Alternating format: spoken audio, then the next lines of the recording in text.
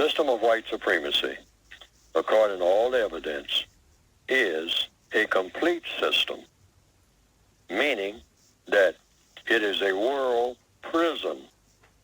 A world prison, and who are the prisoners?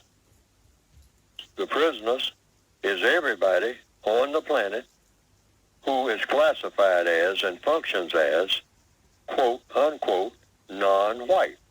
Black, brown, red, yellow, tan, beige, anybody who has color in his or her skin. That's the criteria. That's the basic criteria for racism. Now, everybody who is classified as non-white is in the prison of white supremacy. And if you can put in your mind a prison, if you are an inmate of a prison, you are automatically serving the prison system.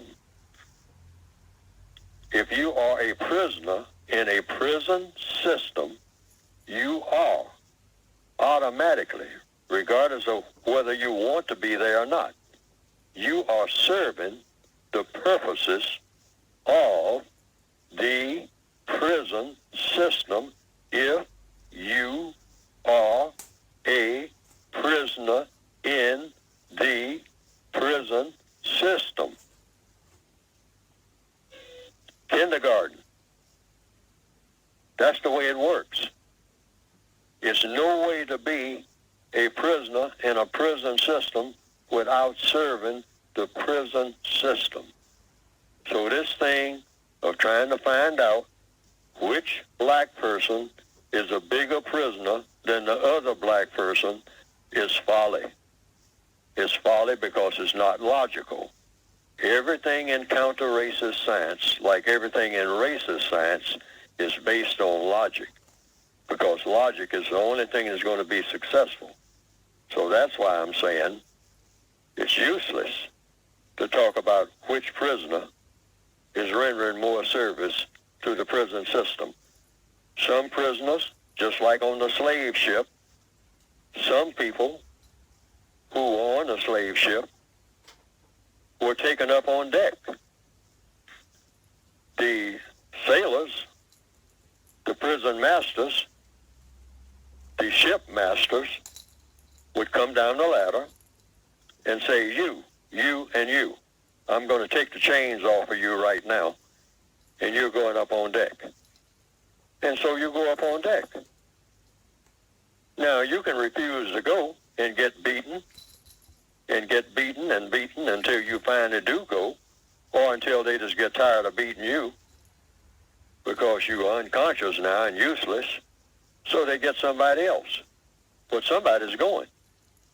Why? Because you can do that when you are the master of a ship and you have cargo on the ship, slaves that have no place to go, wouldn't know how to go if they could get off the ship, and even if they took over the ship, wouldn't know how to run it. So what do? Just like all black people do, just like I do every day. Do what the slave master tells me to do. That goes you to show the awesome power of the system of white supremacy.